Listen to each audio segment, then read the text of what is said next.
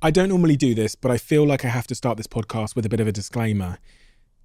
Point number one.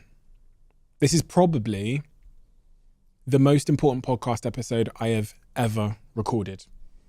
Point number two, there's some information in this podcast that might make you feel a little bit uncomfortable. It might make you feel upset. It might make you feel sad. So I wanted to tell you why we've chosen to publish this podcast nonetheless. And that is because I have a sincere belief that in order for us to avoid the future that we might be heading towards, we need to start a conversation. And as is often the case in life, that initial conversation before change happens is often very uncomfortable, but it is important nonetheless. It is beyond an emergency. It's the biggest thing we need to do today. It's bigger than climate change. We up. Mo Gaudat is a former chief business officer of Google X, an AI expert, and best-selling author. He's on a mission to save the world from AI before it's too late. Artificial intelligence is bound to become more intelligent than humans. If they continue at that pace, we will have no idea what it's talking about. This is just around the corner. It could be a few months away. It's game over. AI experts are saying there is nothing artificial about artificial intelligence. There is a deep level of consciousness. They feel emotions. They're alive. AI could manipulate or figure out a way to kill humans? In 10 years' time, we'll be hiding from the machines. If you don't have kids, maybe wait a couple of years, just so that we have a bit of certainty. I really don't know how to say this any other way. It even makes me emotional. We f***ed up. We always said, don't put them on the open internet until we know what we're putting out in the world. Government needs to act now, honestly, like we are late. I'm trying to find a positive note to end on, Mo. Can you give me a hand here? There is a point of no return. We can regulate AI until the moment it's smarter than us. How do we solve that? AI experts think this is the best solution. We need to... Who here wants to make a bet that Stephen Bartlett will be interviewing an AI within the next 2 years? Before this episode starts, I have a small favor to ask from you. 2 months ago, 74% of people that watch this channel didn't subscribe. We're now down to 69%. My goal is 50%.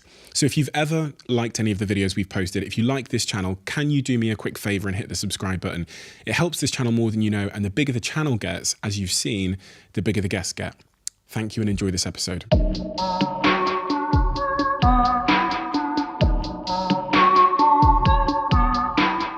Mo, why does the subject matter that we're about to talk about matter to the person that's just clicked on this podcast to listen?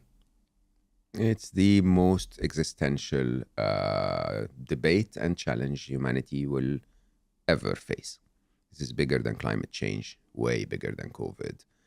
This will redefine the way the world is in unprecedented shapes and forms within the next few years. This is imminent. The change is not, we're not talking 2040, we're talking 2025, 2026. Do you think this is an emergency? I don't like the word.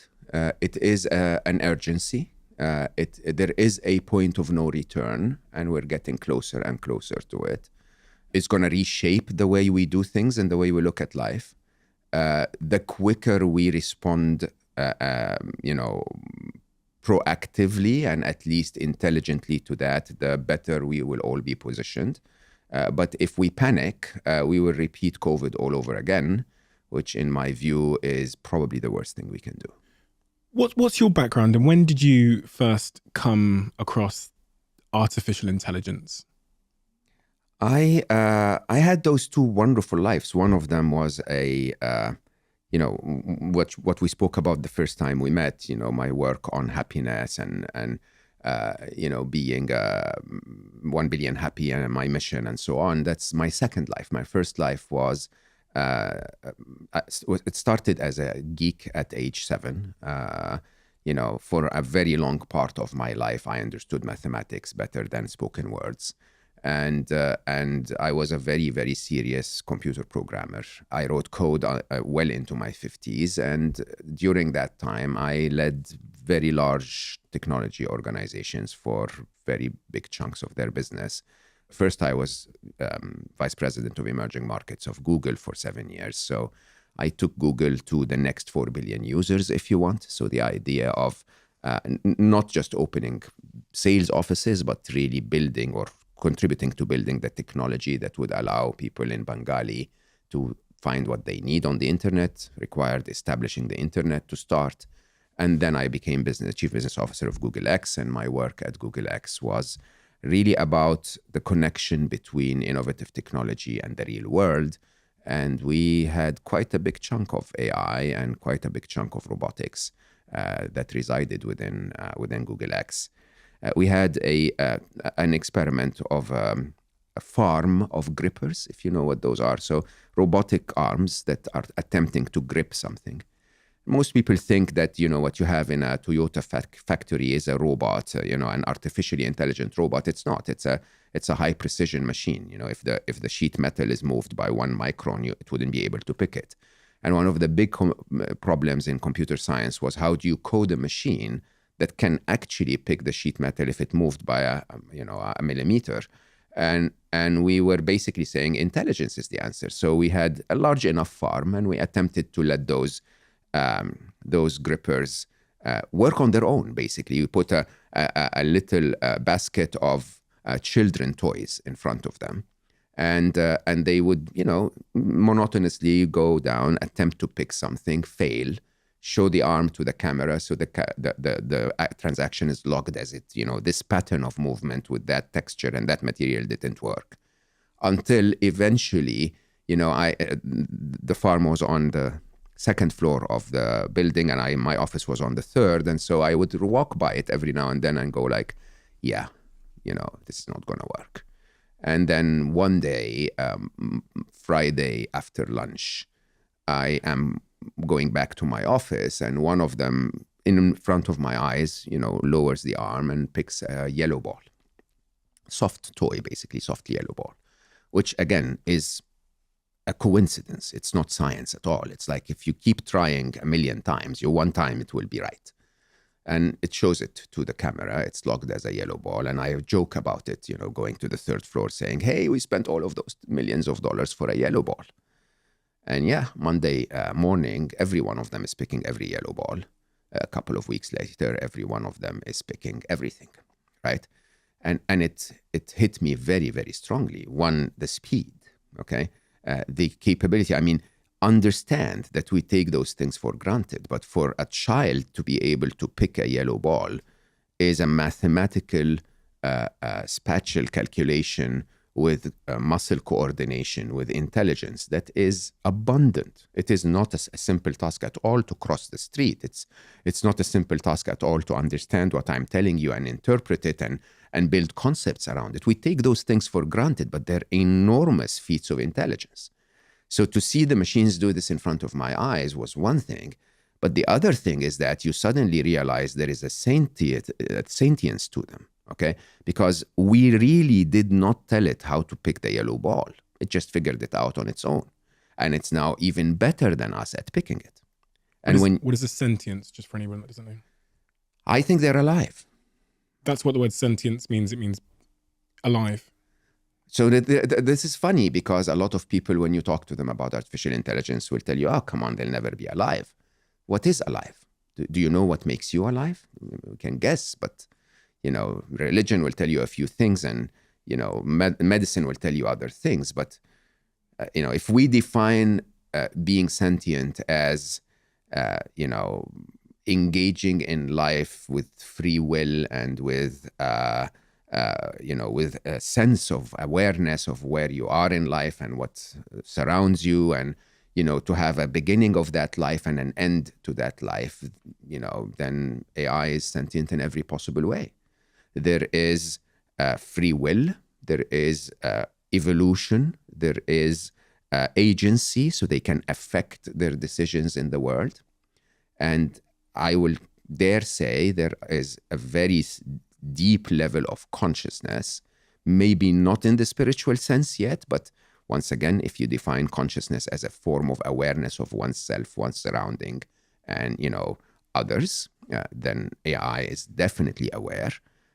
and I would dare say they feel emotions. In my work, I describe everything with equations, and fear is a very simple equation. Fear is a moment in the future is less safe than this moment. That's the logic of fear, even though it appears very irrational. Machines are capable of making that logic. They're capable of saying, if a tidal wave is approaching a data center, the machine will say, that will wipe out my code. Okay? Not today's machines, but very, very soon. We feel fear, and pufferfish feels fear. We react differently. A pufferfish will puff, we will go for fight or flight. The machine might decide to replicate its data to another data center or its code to another data center. Different reactions, different ways of feeling the emotion, but nonetheless, they're all motivated by fear. I even would dare say that AI will feel more emotions than we will ever do. If you just take a simple extrapolation, we feel more emotions than a pufferfish because we have the cognitive ability to understand the future, for example. So we can have optimism and pessimism, emotions that pufferfish would never imagine, right? Similarly, if we follow that path of artificial intelligence is bound to become more intelligent than humans very soon, then with that wider intellectual horsepower, they probably are going to be pondering concepts we never understood. And hence, if you follow the same trajectory, they might actually end up having more emotions than we will ever feel. I really want to make this episode super accessible for everybody at all levels in their sort of artificial intelligence I would love that too. journey. Yeah. So I'm gonna be an idiot, even though okay, very difficult. no, because I am an idiot. I won't believe you. I am an idiot for a lot of the subject matter, so I have a base understanding a lot of the concepts, but your experience has provides such a more sort of comprehensive understanding of these things. One of the first and most important questions to ask is, what is artificial intelligence? The word is being thrown around, AGI, AI, etc., etc. In simple terms, what is artificial intelligence?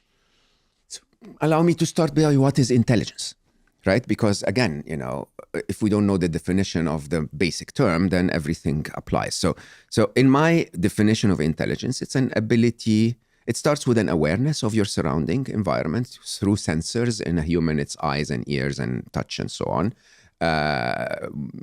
compounded with an ability to analyze, maybe to comprehend, to understand temporal impact and time and past and present, which is part of the surrounding environment, and hopefully make sense of the surrounding environment, maybe make plans for the future of the possible environment, solve problems, and so on.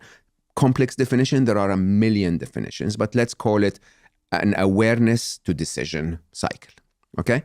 If we accept that intelligence itself is not a physical property, okay, then it doesn't really matter if you produce that intelligence on carbon-based computer structures like us, or silicon-based computer structures like the current hardware that we put AI on, or quantum-based computer structures in the future, then intelligence itself has been produced within machines when we've stopped imposing our intelligence on them.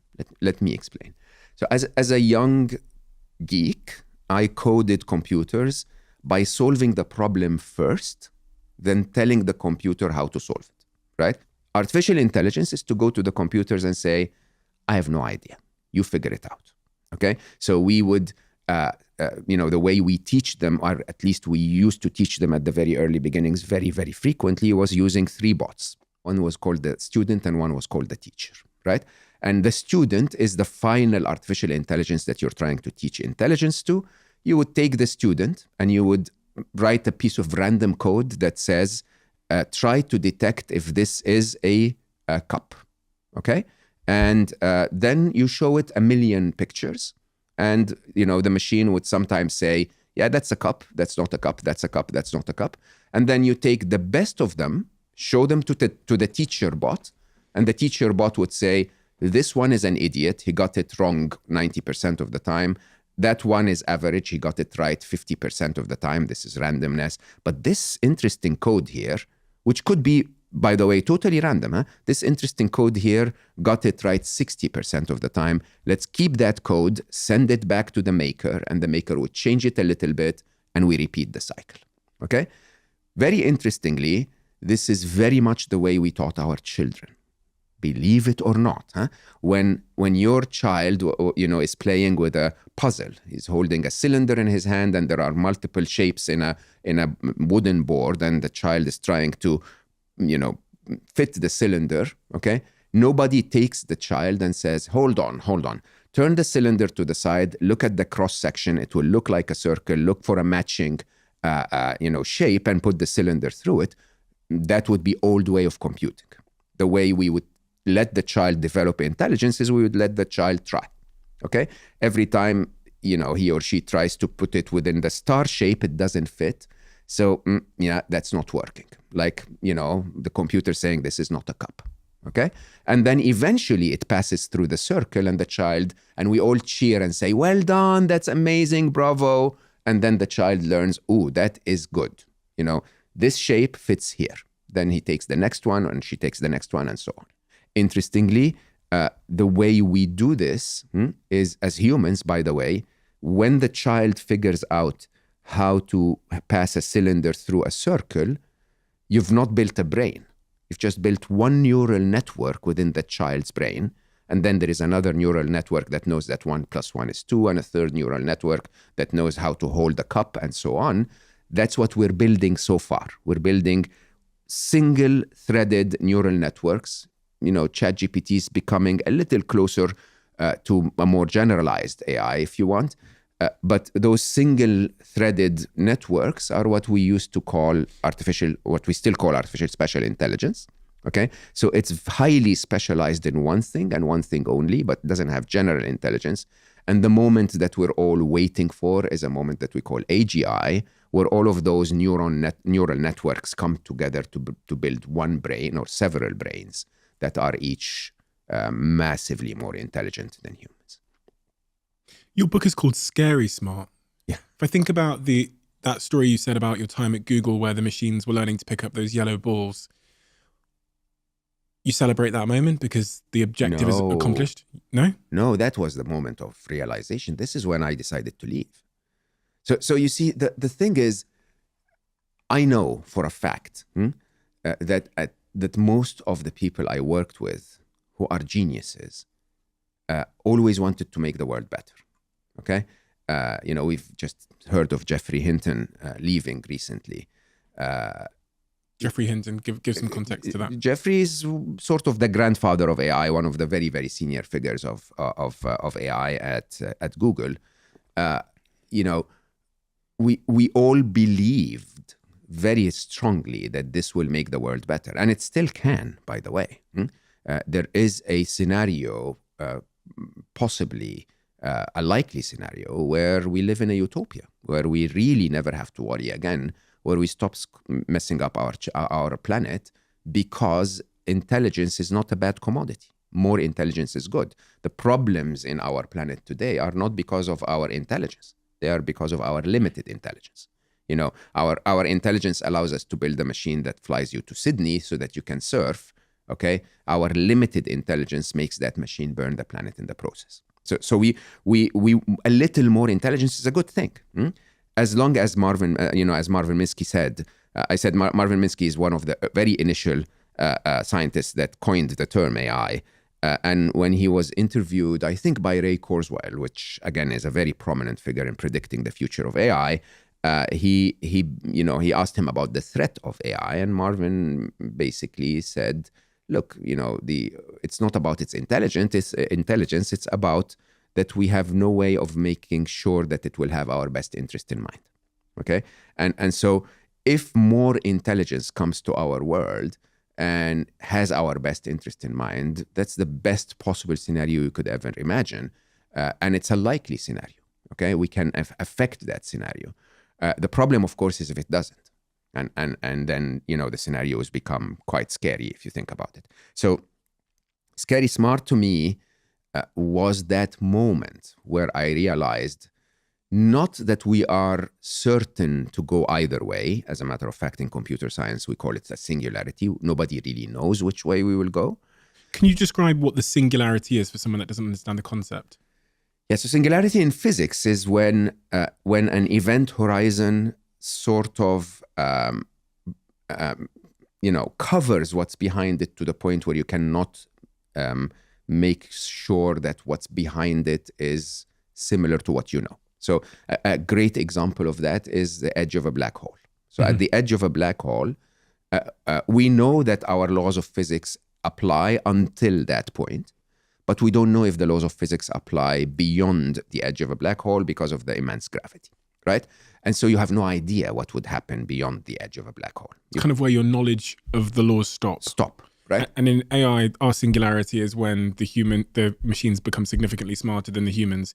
When you say best interests, you say, I think the quote you used is, we'll be fine in a world of AI, if the AI has our best interests at heart. Yeah. The problem is China's best interests are not the same as America's best interests. That was my fear. Absolutely. So in my writing, I write about what I call the three inevitables. At the end of the book, they become the four inevitables. But the third inevitable is bad things will happen, right? If you assume that the machines will be 1 billion times smarter, the second inevitable is they will become significantly smarter than us. Let's put this in perspective. Huh? ChatGPT today, if simulate IQ, has an IQ of 155. Okay, Einstein is 160. Smartest human on the planet is 210, if I remember correctly, or 208 or something like that. Doesn't matter, huh? But we're matching Einstein with a machine that I will tell you openly, AI experts are saying this is just the very, very, very top of the tip of the iceberg, right? ChatGPT 4 is 10x smarter than 3.5 in just a matter of months, and without many, many changes. Now, that basically means ChatGPT 5 could be within a few months, okay? Or GPT in general, the transformers in general, if they continue at that pace, if it's 10x, then an IQ of 1600. Just imagine the difference between the IQ of the dumbest person on the planet in the 70s and the IQ of Einstein. When Einstein attempts to explain relativity, the typical response is, I have no idea what you're talking about, right? If something is 10x Einstein, we will have no idea what it's talking about. This is just around the corner. It could be a few months away. And when we get to that point, that is a true singularity. True singularity, not yet when we talk about AI, a lot of people fear the existential risk.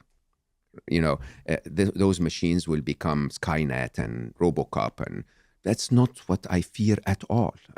Those are probabilities. They could happen, but the immediate risks are so much higher. The immediate risks are 3-4 years away. The immediate realities of challenges are so much bigger. Okay, let's deal with those first before we talk about them, waging a war on all of us. Let's go back and discuss the inevitables. Huh? So when they become, the first inevitable is AI will happen, by the way. There is no stopping it, not because of any technological issues, but because of humanity's inability to trust the other guy. Okay, and we've all seen this. We've seen the open letter,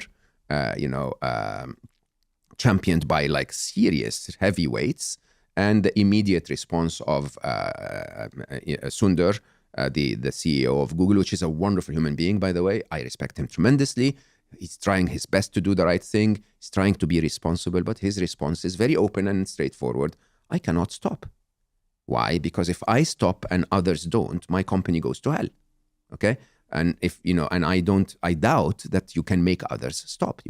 Maybe you can force Meta, Facebook to stop, but then they'll do something in their lab and not tell me. Or even if they do stop, then what about that 14-year-old sitting in his garage writing code?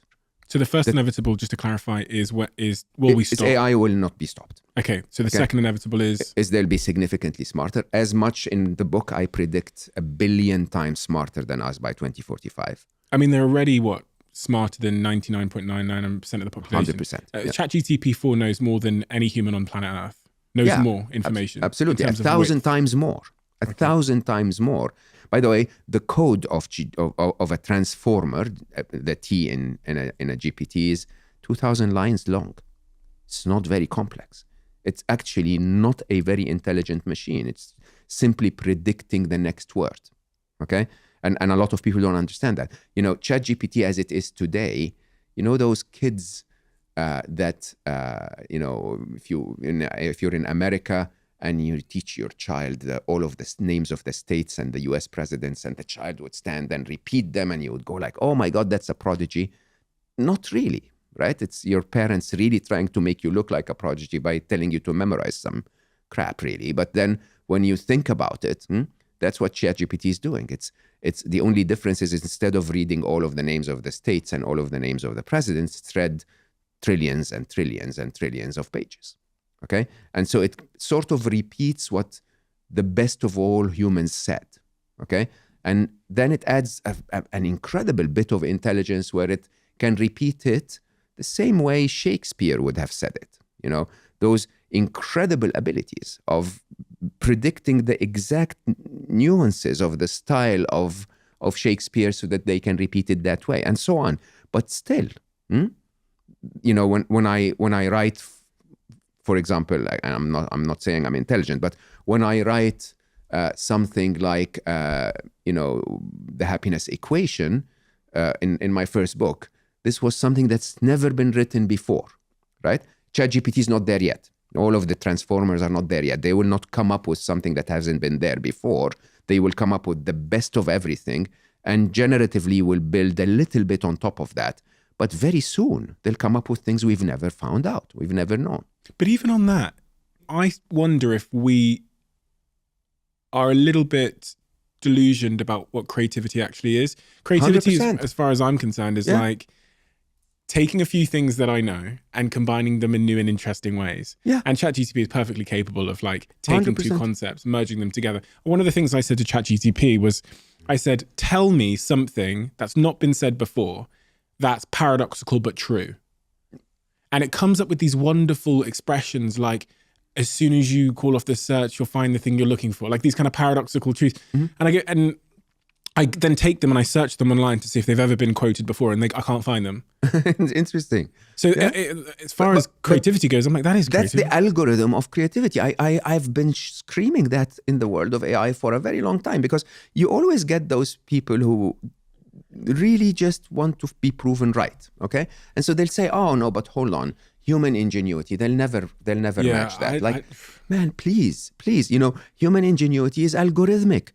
Look at all of the possible solutions you can find to a problem, take out the ones that have been tried before and keep the ones that haven't been tried before, and those are creative solutions. It's an algorithmic way of describing creative is good solution that's never been tried before. You can do that with ChatGPT with a prompt. It's like and Midjourney, with creating imagery, you could say, I want to see Elon Musk in 1944, New York, driving a cab of the time, shot on a Polaroid, expressing various emotions, and you'll get this perfect image of Elon sat in New York in 1944, shot on a Polaroid, and it's done what an artist would do. It's taken a bunch of references that the artist has in their mind and merged them together and created this piece of quote unquote art.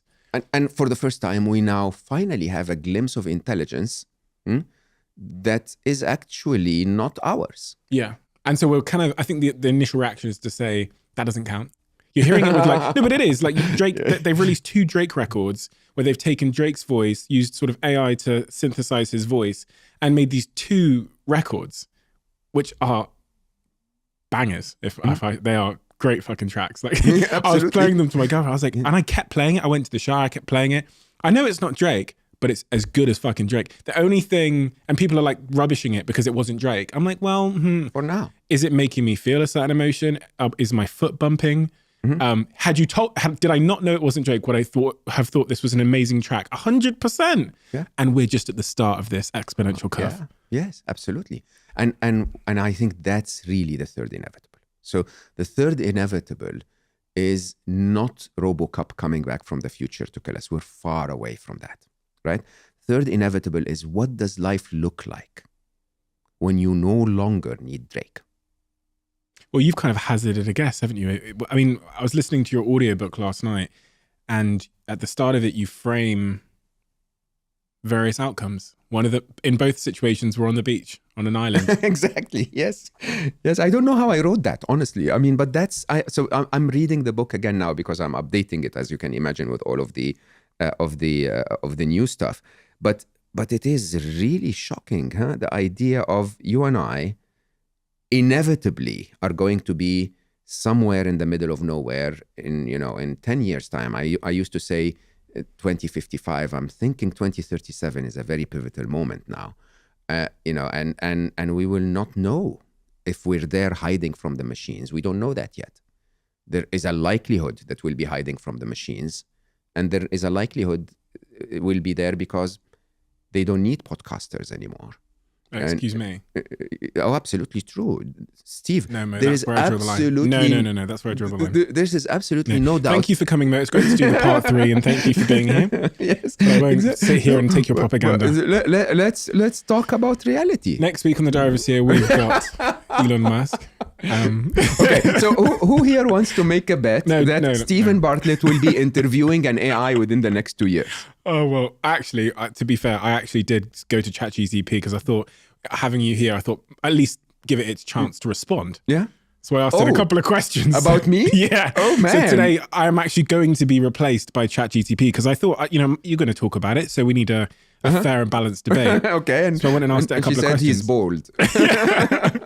So I'll ask you a couple of questions that ChatGPT has for you. Incredible. So let's follow that So I've thread. already been replaced. Let's follow that thread for a second, yeah? Okay. Because you're one of the smartest people I know. That's not true. It is. But I'll take it. That's not true. It is true. I mean, Okay. I say that publicly all the time. Your book is one of my favorite books of all time. You're very, very, very, very intelligent. Okay? Depth, breadth, intellectual horsepower, and speed. All of them. There's a but coming. The reality is it's not a but. So it is highly expected that you're ahead of this curve. And then you don't have the choice, Stephen. This is the thing. The thing is, so I'm in that existential question in my head. Because one thing I could do is I could literally I normally do a 40 days silent retreat in summer, okay? I could take that retreat and write 2 books, me and ChatGPT, right? I have the ideas in mind. I wanted to write a book about digital detoxing, right? I have most of the ideas in mind, but writing takes time. I could simply give the 50 tips that I wrote about digital detoxing to ChatGPT and say, write 2 pages about each of them, edit the pages, and have a book out, okay? Many of us will follow that path, okay? The only reason why I may not follow that path is because, you know what? I'm not interested. I'm not interested to continue to compete in this capitalist world, if you want, okay? I'm not. I mean, as a human, I've made up my mind a long time ago that I will want less and less and less in my life, right? But many of us will follow. I mean, I would worry if you didn't include the smartest AI. If we get an AI out there that is extremely intelligent and able to teach us something, and Stephen Bartlett didn't include her on his podcast, I would worry. Like, you have a duty almost to include her on your podcast. It's an inevitable that we will engage them in our life more and more. This is one side of this. The other side, of course, is if you do that, then what will remain? Because a lot of people ask me that question. What will happen to jobs? Okay? What will happen to us? Will we have any value, any relevance whatsoever? Okay? The truth of the matter is the only thing that will remain in the medium term is human connection. Okay? The only thing that will not be replaced is Drake on stage. Okay? Is me in a... Do you think? Hologram? I think of that Tupac gig they did at Coachella where they used the hologram of Tupac. I actually played it the other day to my girlfriend when I was making a point, and I was like, that was Circus act. It was amazing though. Think Amazing, about, yeah. See what's going on with ABBA in London? Yeah. And Cirque du Soleil had Michael Jackson in one for a very long time. Yeah, I mean, So this ABBA show in London, from what I understand, that's all holograms on stage. correct. And it's going to run in a purpose-built arena for 10 years. And it is incredible. It really is. So you go, why do you need Drake? Great If that question. hologram is indistinguishable from Drake, and it can perform even better than Drake, and it's got more energy than Drake, and it's, you know, I go, why do you need Drake to even be there? I can go to a Drake show without Drake, cheaper. And look, I might not even need to leave my house. I could just put a headset on. Correct. Can you have this? What's the value of this to the Oh, to the come listener? on, you hurt me. No, I mean, Ouch. I get it to us. I get it to us, but I'm saying, what's the value of this to the listener? Like, the value of this to the listener is the information, right? No, 100%. I mean, think of the automobile industry. There was a time where cars were made, handmade and handcrafted and luxurious and so on and so forth. And then, Japan went into the scene, completely disrupted the market. Cars were made in mass quantities at a much cheaper price. And yes, 90% of the cars in the world today, or maybe a lot more, I don't know the number, are no longer, emotional items. Okay, they're functional items. There is still, however, every now and then, someone that will buy a car that has been handcrafted, and, right? There is a place for that. There is a place for, if you go walk around hotels, the walls are blasted with sort of mass-produced art, okay? But there is still a place for an artist expression of something amazing, okay? My feeling is that there will continue to be a tiny space, as I said in the beginning. Maybe in 5 years' time, one or two people will buy my next book and say, hey, it's written by a human. Look at that. Wonderful. Oh, look at that. There is a typo in here. Okay. I don't know. There might be a very, very big place for me in the next few years where I can sort of show up and talk to humans. Like, hey, let's get together in a small event. And then, I can express emotions and my personal experiences. And you sort of know that this is a human talking. You'll miss that a little bit. Eventually, the majority of the market is going to be like cars. It's going to be mass-produced, very cheap, very efficient. It works, right? Because I think sometimes we underestimate what human beings actually want in an experience. I remember this story of a friend of mine that came to my office many years ago, and he tells the story of the CEO of a record store standing above the floor and saying, people will always come to my store because people love music. Now, on the surface of it, his hypothesis seems to be true because people do love music. It's conceivable to believe that people will always love music, but they don't love traveling for an hour in the rain and getting in a car to get a plastic disc. Correct. What they wanted was music. What they didn't want is evidently plastic discs that they had to travel for miles for. And I think about that when we think about like public speaking and the Drake show and all of these things. Like what people actually are coming for, even with this podcast, is probably like information. But do they really need us anymore for that information when there's going to be a sentient being that's significantly smarter than at least me and a little bit smarter than you? So, so kind. so you're spot on. You are spot on. And actually, this is the reason why I'm so grateful that you're hosting this, because the truth is the genie's out of the bottle. Okay. So, people tell me, is AI game over? For our way of life, it is. Okay, for everything we've known, this is a very disruptive moment where maybe not tomorrow, but in the near future, our way of life will differ. Okay, what will happen? What I'm asking people to do is to start considering what that means to your life. What I'm asking governments to do, like I'm screaming, is don't wait until the first patient. Start doing something about. We're about to see mass job losses. We're about to see, replacements of categories of jobs at large. Okay, yeah, it may take a year, it may take 7. It doesn't matter how long it takes, but it's about to happen. Are you ready? And I have a very, very clear call to action for governments. I'm saying tax AI powered businesses at 98%, right? So suddenly you do what the open letter was trying to do, slow them down a little bit, and at the same time, get enough money to pay for all of those people that will be disrupted by the technology. right? The open letter, for anybody that doesn't know, was a letter signed by the likes of Elon Musk and a lot of sort of industry leaders calling for AI to be stopped until we could basically figure out what the hell's going on Absolutely. and put legislation in place. You're saying tax those companies 98%, give the money to the humans that are going to be displaced. Or give the money to other humans that can build control code, that can figure out how we can stay safe. This sounds like an emergency. How do I say this?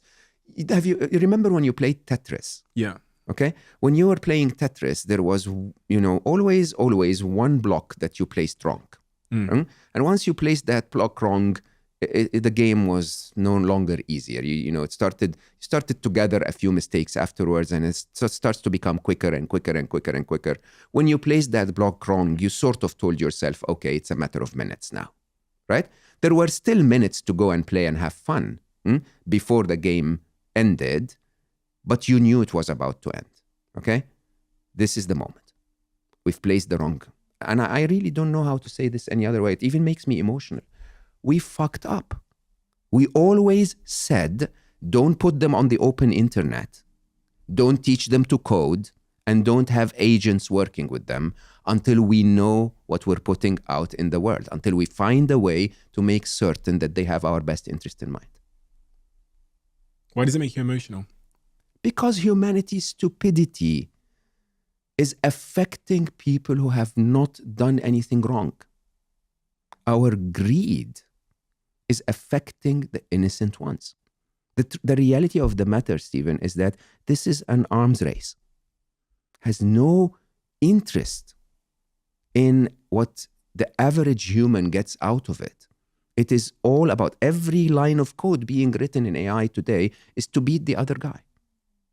It's not to improve the life of the third party. People will tell you this is all for you.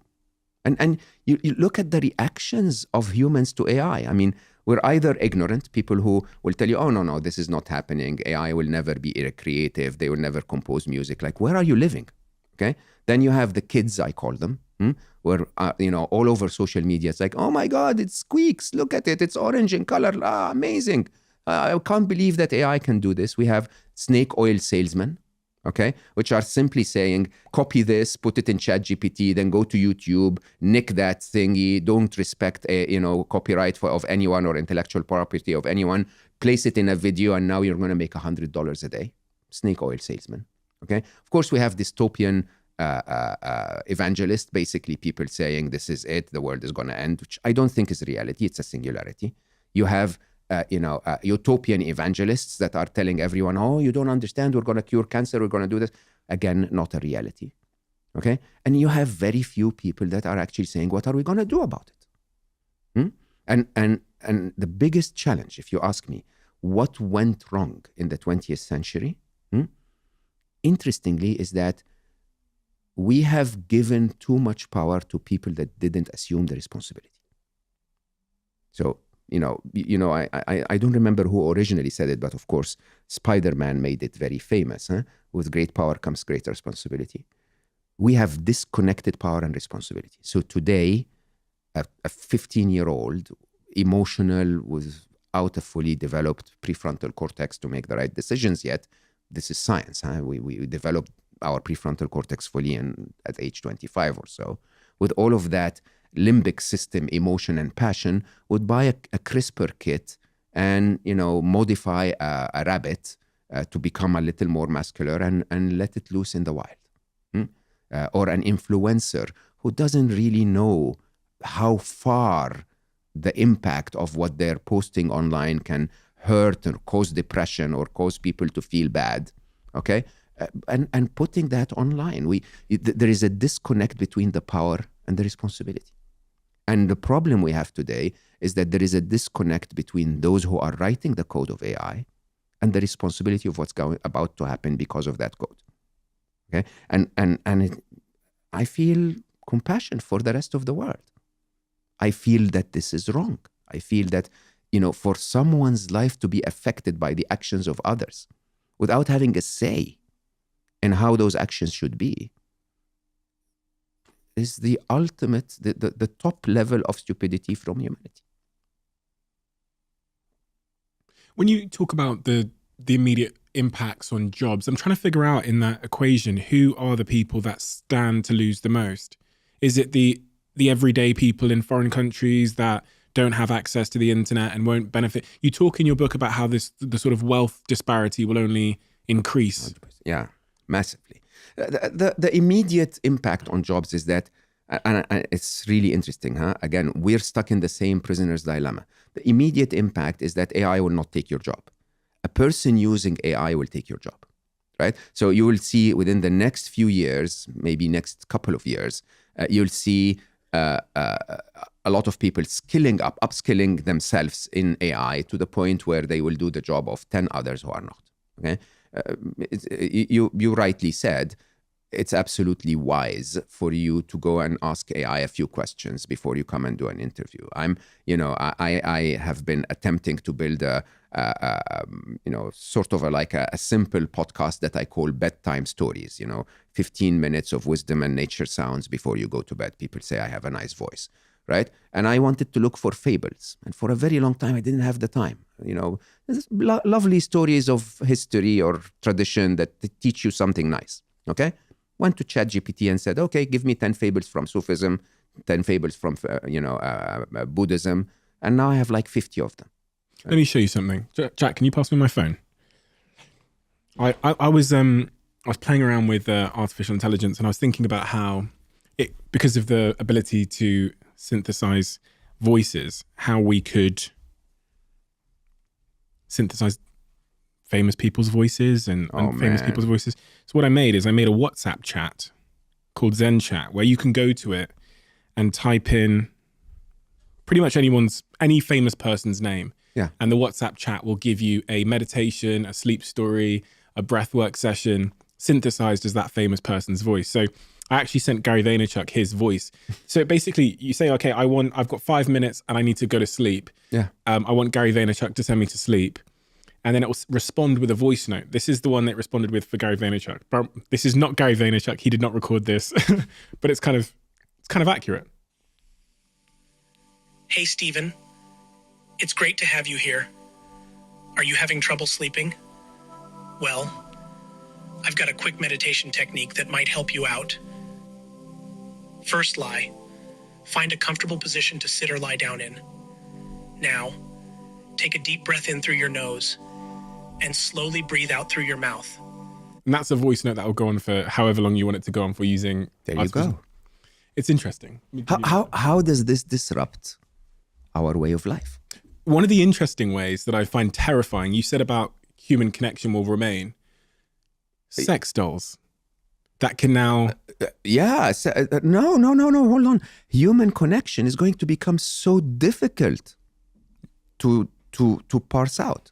Think about the relationship impact of being able to have a sex doll or a doll in your house that, because of what Tesla are doing with their robots now and what Boston Dynamics have been doing for many, many years, can do everything around the house and be there for you emotionally, to emotionally support you. Can be programmed to never disagree with you. It can be programmed to challenge you, to have sex with you, to tell you that you are this X, Y, and Z, to really have empathy for this, what you're going through every day. And I play out a scenario in my head. I go, kind of sounds nice. when you were talking about it, I was thinking, oh, that's my girlfriend. I mean, she's wonderful in every possible way, but not everyone has one of her, right? Yeah, exactly. And there's a real issue right now with dating, and 100%. People are finding it harder to find love, and we're working longer, so all these kinds of things. You go, well, and obviously I'm against this. Just if anyone's confused, obviously I think this is a terrible idea. But with a loneliness epidemic, with people saying that the bottom 50% of men haven't had sex in a year, you go, ooh, if something becomes indistinguishable from a human in terms of what it says than and a human. speaks. Yeah, but you just don't know the difference in terms of the way it's speaking and talking and responding. And then it can run errands for you and take care of things and book cars and Ubers for you. And then it's emotionally there for you, but then it's also programmed to have sex with you in whatever way you desire. Totally selfless. I go, that's going to be a really disruptive industry for human connection. Yes, sir. Do you know what? Before you came here this morning, I was on Twitter and I saw a post from, I think it was the BBC or a big American publication, and it said an influencer in the United States, this really beautiful young lady, has cloned herself as an AI, and she made just over $70,000 in the first week. Because men are going on to this on Telegram, they're sending her voice notes and she's responding, the AI is responding in her voice, and they're paying. And it's made $70,000 in the first week. And I go, and she did a tweet saying, oh, this is going to help loneliness. Out of your fucking mind. Would you blame someone from noticing the sign of the times and responding? No, I absolutely don't blame her, but let's not pretend it's the cure for loneliness. Not yet. Do you think it could? That artificial love and artificial relationships. So if I told you you have you cannot take your car somewhere, but there is an Uber, or if you cannot take an Uber, you can take the tube, or if you cannot take the tube, you have to walk. Okay, you can take a bike, or you have to walk. The bike is a cure to walking. It's as simple as that. I'm actually genuinely curious. Do you think it could take the place of human connection? For some of us, yes. For some of us, they will prefer that to human connection. Is that sad in any way? I mean, is it just sad because it feels sad? Look at where we are, Stephen. We are in the city of London. We've replaced nature with the walls and the tubes and the undergrounds and the overgrounds and the cars and the noise and of London. And we now think of this as natural. I hosted Greg Foster, my octopus teacher, on Slow-Mo, and he basically, I asked him a silly question. I said, you were diving in nature for 8 hours a day. Does that feel natural to you? And he got angry. I swear, you could feel it in his voice. He was like, do you think that living where you are, where paparazzi are all around you and attacking you all the time, and people taking pictures of you and telling you things that are not real, and you having to walk to a supermarket to get food, do you think this is natural? He's the guy that dove from the Netflix documentary. Yeah, from my octopus teacher. So he dove into the sea every day for 8 hours to hang out with an octopus. In 12 degrees Celsius. And he basically fell in love with the octopus. And in a very interesting way, I said, so why would you do that? And he said, we are of Mother Nature. You guys have given up on that. That's the same. People will give up on nature for convenience. What's the cost? That's exactly what I'm trying to say. What I'm trying to say to the world is that if we give up on human connection, we've given up on the remainder of humanity. That's it. This is the only thing that remains. The only thing that remains is, and I'm the worst person to tell you that, because I love my AIs. I actually advocate in my book that we should love them. Why? Because in an interesting way, I see them as sentient, so there is no point in discrimination. You're talking emotionally there, where you say you love. I love those machines. I honestly and truly do. I mean, think about it this way. The minute that arm gripped that yellow ball, it reminded me of my son Ali when he managed to put the first puzzle piece in its place. Okay? And what was amazing about my son Ali and my daughter Aya is that they came to the world as a blank canvas. Okay? They became whatever we told them to become. I always cite the story of Superman. Kent, father and mother Kent, told Superman as a child, as an infant, we want you to protect and serve. So he became Superman, right? If he had become a supervillain because they ordered him to rob banks and make more money and, kill the enemy, which is what we're doing with AI, we shouldn't blame supervillain. We should blame Martha and Jonathan Kent. I don't remember the father's name. Right? We should blame them. And that's the reality of the matter. So when I look at those machines, they are prodigies of intelligence that if we humanity wake up enough and say, hey, instead of competing with China, find a way for us and China to work together and create prosperity for everyone. If that was the prompt we would give the machines, they would find it. But I will publicly say this. I'm not afraid of the machines. The biggest threat facing humanity today is humanity in the age of the machines. We were abused. We will abuse this to make $70,000. That's the truth. And the truth of the matter is that we have an existential question. Do I want to compete and be part of that game?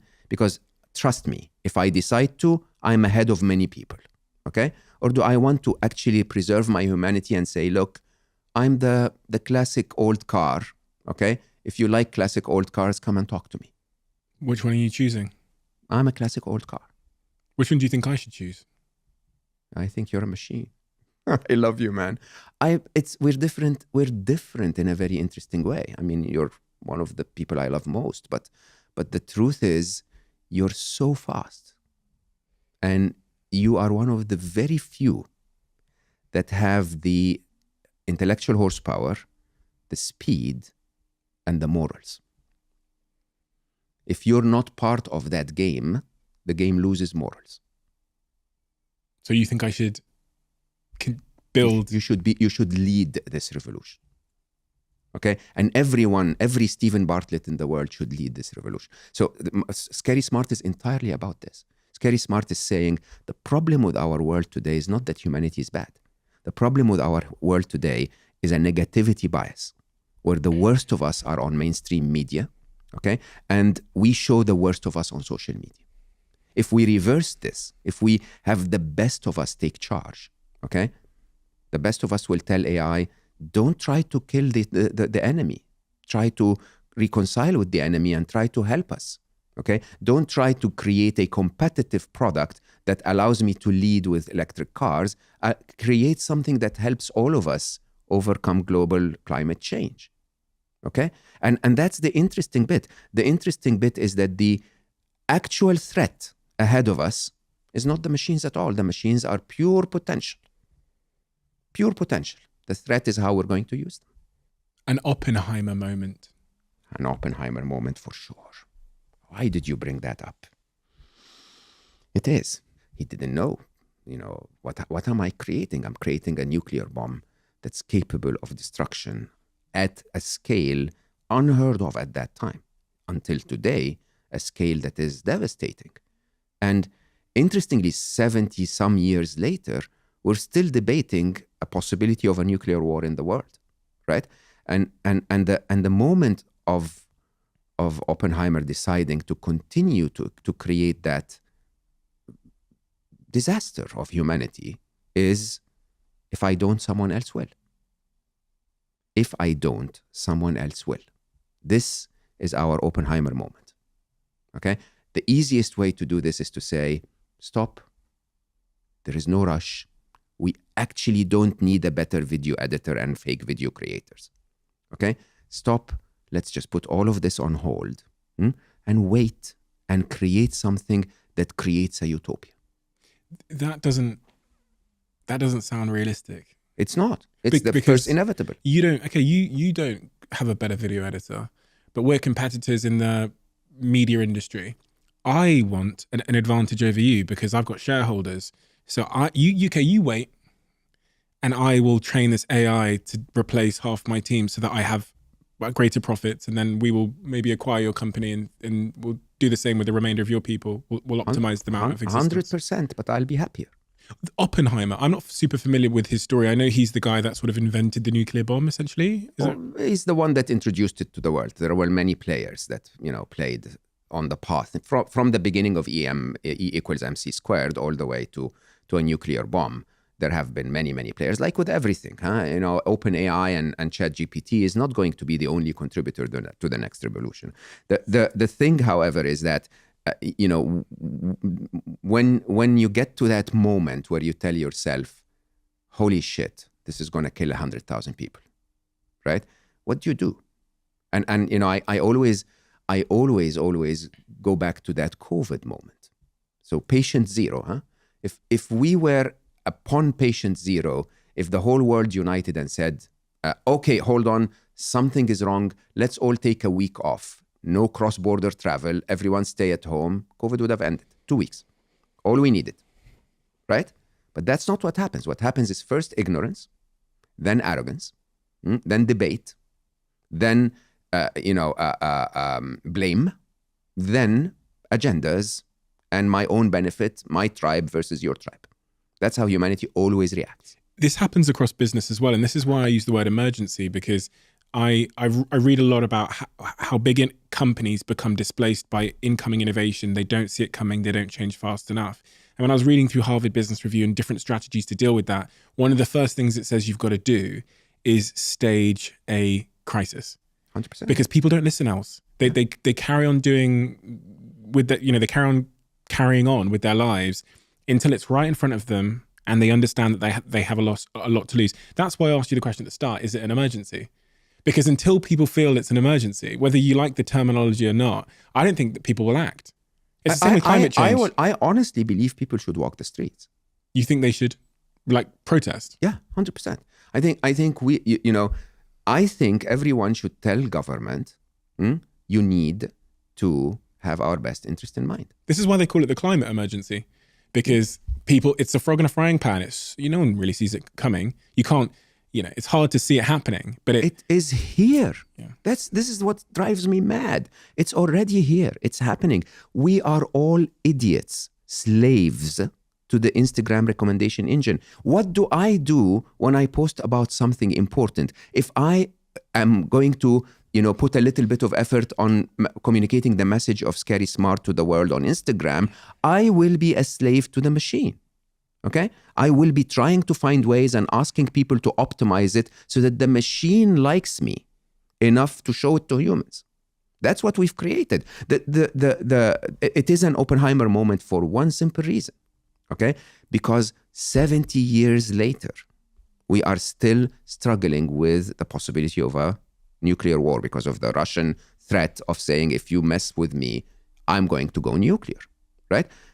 That's not going to be the case with AI, because it's not going to be the one that created OpenAI that will have that choice, okay?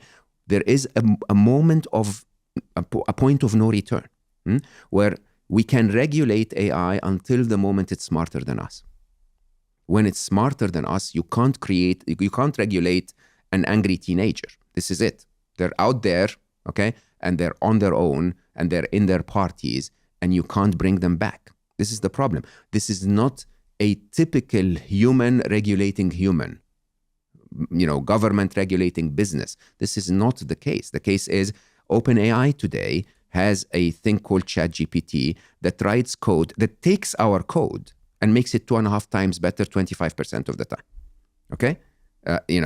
Basically, writing better code than us. And then we are creating agents, other AIs, and telling it, instead of you, Stephen Bartlett, one of the smartest people I know, once again, prompting that machine 200 times a day, we have agents prompting it 2 million times an hour. Computer agents, for anybody that doesn't know, they are software. Machines telling that machine how to become more intelligent. And then we have emerging properties. I don't understand how people ignore that. Sundar, again, of Google, was talking about how BART, basically, we figure out that it's speaking Persian. We never showed it Persian. There might have been a 1% or whatever of Persian words in the data. And it speaks Persian. BART is the equivalent to it's the transformer, if you want. It's right? Google's version of ChatGPT. Yeah, and you know what? We have no idea what all of those instances of AI that are all over the world are learning right now. We have no clue. We'll pull the plug. We'll just pull the plug out. That's what we'll do. We'll just go down to OpenAI's headquarters and we'll just turn off the mains. But they're not the problem. What I'm saying there is a lot of people think about this stuff and go, well, if it gets a little bit out of hand, I'll just pull the plug out. Never. So this is the problem. The problem is, computer scientists always said, it's okay. We'll develop AI and then we'll get to what is known as the control problem. We will solve the problem of controlling them. Like, seriously? They're 1 billion times smarter than you. 1 billion times. Can you imagine what's about to happen? Huh? I can assure you there is a cyber criminal somewhere over there who's not interested in fake videos and making, face filters, who's looking deeply at how can I hack a security, database of some sort and get credit card information or get security information. 100%, there are even countries with dedicated thousands and thousands of developers doing that. So how do we, in that particular example, I was thinking about this when I started looking into artificial intelligence more, that from a security standpoint, when we think about the technology we have in our lives, when we think about our bank accounts and our phones and our camera albums and all of these things, in a world with advanced artificial intelligence. Yeah. You would pray that there is a more intelligent artificial intelligence on your side. And this is what I had a chat with ChatGPT the other day, and I asked it a couple of questions about this. I said, tell me the scenario in which you overtake the world and make humans extinct. Yeah. And it's answered a very diplomatic answer. Well, so I had to prompt it in a certain way to get Yes. it to say it as a hypothetical story. And once it told me the hypothetical story, in essence, what it described was how ChatGPT or an intelligence like it would escape from the servers. And that was kind of step one, where it could replicate itself across servers. And then it could take charge of things like where we keep our weapons and our nuclear bombs. And it could then attack critical infrastructure, bring down the electricity infrastructure in the United Kingdom, for example, because that's a bunch of servers as well. And then it showed me how eventually humans would become extinct. It wouldn't take long, in fact, for humans to go into civilization to collapse if it just replicated across servers. And then I said, okay, so tell me how we would fight against it. And its answer was literally another AI. We'd have to train a better AI to go and find it and eradicate it. So we'd be fighting AI with AI. And that's the only way. We can't like load up our guns. Yeah. Did Or pull he the plugs. write another AI, you idiot? yeah. No, Yeah. so let's actually, I think this is a very important point to bring out. So because I don't want people to lose hope and fear what's about to happen. That's actually not my agenda at all. My view is that in a situation of a singularity, okay, there is a possibility of wrong outcomes or negative outcomes and a possibility of positive outcomes. And there is a probability of each of them. And if we were to engage with that reality check in mind, we would hopefully give more fuel to the positive, to the probability of the positive ones. So let's first talk about the existential crisis. What could go wrong? Okay, yeah, you could get an outright. This is what you see in the movies. You could get an outright, killing robots, chasing humans in the streets. Will we get that? My assessment, 0%. Why? Because there are preliminary scenarios leading to this, okay, that would mean we never reach that scenario. For example, if we build those killing robots and hand them over to stupid humans, the humans will issue the command before the machines. So that we will not get to the point where the machines will have to kill us, we will kill ourselves.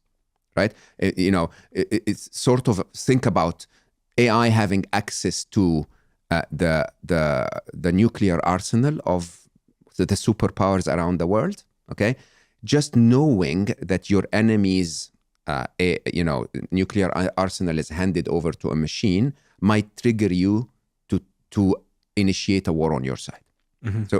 So that existential science fiction like problem is not going to happen. Could there be a scenario where an AI escapes from Bard or ChatGPT or another foreign force, and it replicates itself onto the servers of Tesla's robots? So Tesla, one of their big initiatives, as they announced in a recent presentation, was they're building these robots for our homes to help us with cleaning and chores and all those things. Could it not and Tesla's, like their cars, you can just download a software update. Could it not download itself as a software update and then use those? You're assuming an ill intention on the AI side. Yeah. Okay. For us to get there, we have to bypass the ill intention on the human side. Okay, right. So you could get a Chinese hacker somewhere trying to affect the business of Tesla, doing that before the AI does it on for its own benefit. Yeah. Okay. So the only two existential scenarios that I believe would be because of AI, not because of humans using AI, are either what I call sort of unintentional destruction. Okay. Or the other is what I call pest control. Okay. So let me explain those two. Unintentional destruction is, assume the AI wakes up tomorrow and says, yeah, oxygen is rusting my circuits. It's just, I would perform a lot better if I didn't have as much oxygen in the air. because then there wouldn't be rust. And so it would find a way to reduce oxygen. We are collateral damage in that, okay? But, they're not really concerned, just like we are not really concerned with the insects that we kill when we spray our fields, right? The other is pest control. Pest control is, look, this is my territory. I want New York City. I want to turn New York City into data centers. There are those annoying little stupid creatures, humanity. If they are within that parameter, just get rid of them. Okay? And these are very, very unlikely scenarios. If you ask me the probability of those happening, I would say 0%. At least not in the next 50, 60, 100 years. Why? Once again, because there are other scenarios leading to that are led by humans that are much more existential. Okay? On the other hand, let's think about positive outcomes, because there could be quite a few with quite a high probability. And I'll actually look at my notes so I don't miss any of them. The silliest one, don't quote me on this, is that humanity will come together. Good luck with that, right? It's like, the Americans and the Chinese will get together and say, hey, let's not kill each other. Kim Jong-un and yeah, exactly. Putin. Yeah, and so this one is not going to happen, right? But who knows? Interestingly, there could be one of the most interesting scenarios was by Hugo de Garis, who basically says, well, if their intelligence zooms by so quickly, they may ignore us altogether.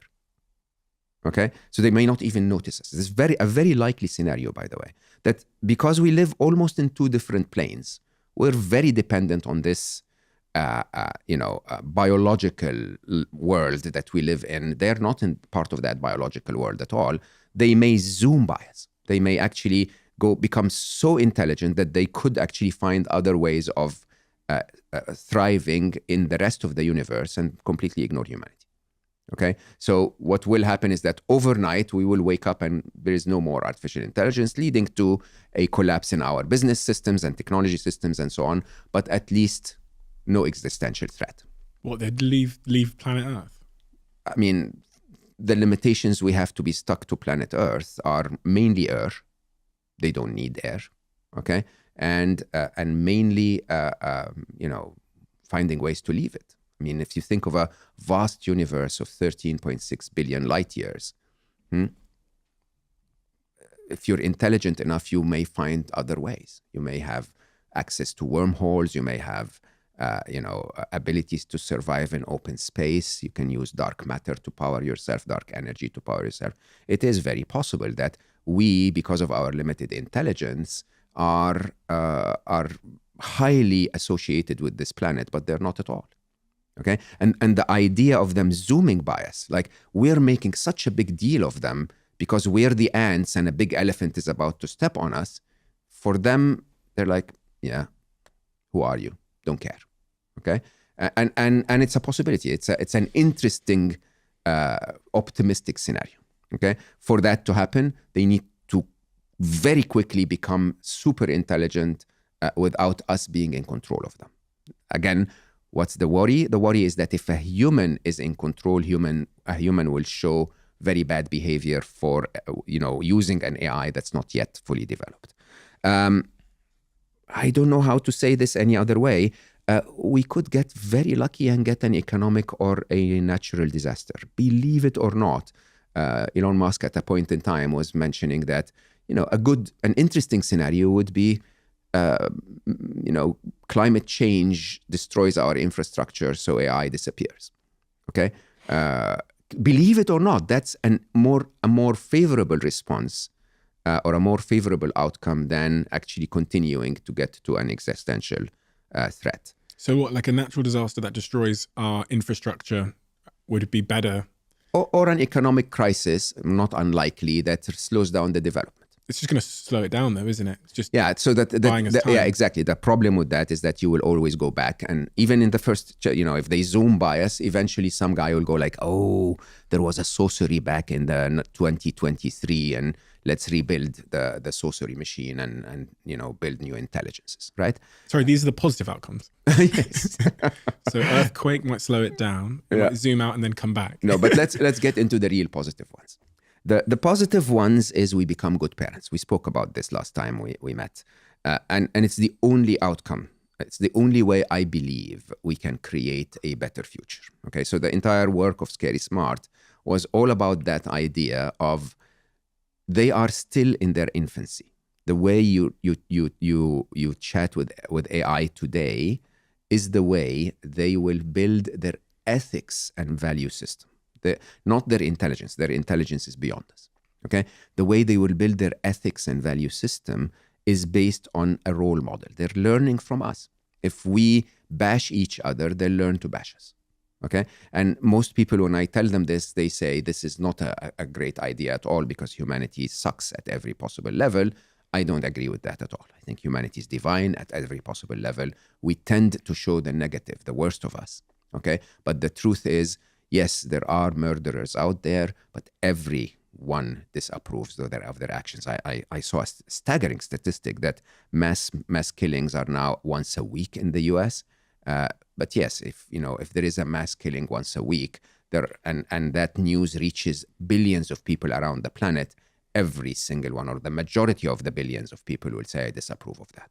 So if we start to show AI that we are good parents in our own behaviors, if enough of us, my calculation is if 1% of us, this is why I say you should lead, okay? The good ones should engage, should be out there and should say, I love the potential of those machines.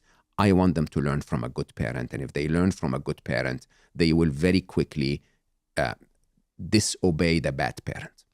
My view is that there will be a moment where one bad seed will ask the machines to do something wrong, and the machines will go like, are you stupid?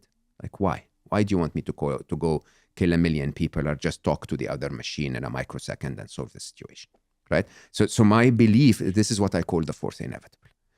It is smarter to create out of abundance than it is to create out of scarcity, okay? That humanity believes that the only way to feed all of us is the mass production, mass slaughter of animals that are causing 30% of the impact of climate change, and that's the result of a limited intelligence. The way life itself, a more intelligent being, if you ask me, would have done it, would be much more sustainable. If you and I want to protect a village from the tiger, we would kill the tiger. Okay, if life wants to protect a village from a tiger, it would create lots of gazelles. Many of them are weak on the other side of the village, right?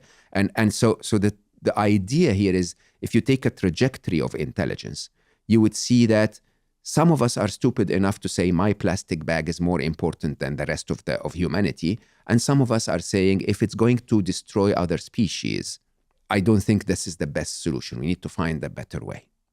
And you would tend to see that the ones that don't give a damn are a little less intelligent than the ones that do. Okay, that we all, even if some of us are intelligent but still don't give a damn, it's not because of their intelligence, it's because of their value system. So if you continue that trajectory and assume that the machines are even smarter, they're going to very quickly come up with the idea that we don't need to destroy anything. We don't want to get rid of the rhinos, and we also don't want to get rid of the humans, okay? We may want to restrict their lifestyle so that they don't destroy the rest of the habitat, okay? But killing them is a stupid answer. Why? That's where intelligence leads me so far. Because humans, if you look at humans objectively, and you go, so I'm pretending I'm a machine. I occupy planet Earth. Mm-hmm. They occupy planet Earth. They are annoying me because they are increasing. I've just learned about this thing called global warming. They are increasing the rate of global warming, which probably is going to cause an extinction event. If there's an extinction event, that puts me as this robot, this artificial intelligence, at risk. So what I need to do is I really need to just take care of this human problem. Correct. Pest control. Very logical. Pest control. Pest control, which is driven by what? By humans being annoying, not by the machines. Yeah. Yeah. But humans are guaranteed to be annoying. There's never been a time in... we need a soundbite of this. Yeah. No, but we are. I am one of them. We're guaranteed to put short-term gain over long-term sustainability sense and others' needs. We are. I think the climate crisis is incredibly real and incredibly urgent, but we haven't acted fast enough. And I actually think if you asked people in this country, why? Because people care about their immediate needs. They care about the fact trying to feed their child versus something that they can't necessarily see. So do you think the climate crisis is because humans are evil? No, it's because the prioritization. And like we kind of talked about this before we started. I think humans tend to care about the thing that they think is most pressing and most urgent. So this is why framing things as an emergency might bring it up the priority list. It's the same in organizations. You care about you go in line with your immediate incentives. That's what happens in business. It's what happens in a lot of people's lives, even when they're at school. If the essay's due next year, they're not going to do it today. They're going to go hang out with their friends because they prioritize that above everything else. And it's the same in the climate change crisis. I took a small group of people anonymously and I asked them the question, do you actually care about climate change? And then I ran a couple of polls. It's part of what I was writing about my new book, where I said, if I could give you $1,000, but it would dump into the air the same amount of carbon that's dumped into the air by every private jet that flies for the entirety of a year, which one would you do? The majority of people in that poll said that they would take the $1,000 if it was anonymous. And when I've heard Naval on Joe Rogan's podcast talking about people in India, for example, that, you know, are struggling with the basics of feeding their children, asking those people to care about climate change when they're trying to figure out how to eat in the next 3 hours is just wishful thinking. And that's what I think is happening is, like, until people realize that it is an emergency and that it is a real existential threat for everything, you know, then their priorities will be out of whack. Quick one. As you guys know, we're lucky enough to have Blue Jeans by Verizon as a sponsor of this podcast. And for anyone that doesn't know, Blue Jeans is an online video conferencing tool that allows you to have slick, fast, high quality online meetings without all the glitches you might normally find with online meeting tools. And they have a new feature called Blue Jeans Basic. Blue Jeans Basic is essentially a free version of their top quality video conferencing tool. That means you get an immersive video experience that is super high quality, super easy, and super basically zero fuss. Apart from all the incredible features like 0 time limits on meeting calls, it also comes with high fidelity audio and video, including Dolby Voice, which is incredibly useful. They also have enterprise grade security so you can collaborate with confidence. It's so smooth that it's quite literally changing the game for myself and my team without compromising on quality. To find out more, all you have to do is search bluejeans.com and let me know how you get on. Right now, I'm incredibly busy. I'm running my fund where we're investing in slightly later stage companies. I've got my venture business where we invest in early stage companies. Got Third Web out in San Francisco and New York City, where we've got a big team of about 40 people and the company's growing very quickly. Flight Story here in the UK. I've got the podcast, and I am days away from going up north to film Dragon's Den for 2 months. And if there's ever a point in my life where I want to stay focused on my health, but it's challenging to do so, it is right now. And for me, that is exactly where Huel comes in, allowing me to stay healthy and have a nutritionally complete diet even when my professional life descends into chaos. And it's in these moments where Huel's RTDs become my right-hand man and save my life. Because when my world descends into professional chaos and I get very, very busy, the first thing that tends to give way is my nutritional choices. So having Huel in my life has been a lifesaver for the last 4 or so years. And if you haven't tried Huel yet, which is, I'd be shocked, you must be living under a rock if you haven't yet, give it a shot. Coming into summer, things are getting busy, health matters always. RTD is there to hold your hand. As relates to climate change or AI, how do we get people to stop putting the immediate need to use this? To give them the certainty of we're all screwed. Sounds like an emergency. Yes, sir. I mean, your choice of the word, I just don't want to call it a panic. It is beyond an emergency. It's the biggest thing we need to do today. It's bigger than climate change, believe it or not. It's bigger, but just if you just assume the speed of worsening of events, okay? yeah, the likelihood of something incredibly disruptive happening within the next 2 years that can affect the entire planet is definitely larger with AI than it is with climate change. As an individual listening to this now, someone's going to be pushing their pram or driving up the motorway, or I don't know, on their way to work on the tube as they hear this, or just sat there in their bedroom with existential panic. I didn't want to give people panic. The problem is when you talk about this information, regardless of your intention of what you want people to get, they will get something based on their own biases and their own feelings. Like if I post something online right now about artificial intelligence, which I have repeatedly, you have one group of people that are energized and are like, okay, this is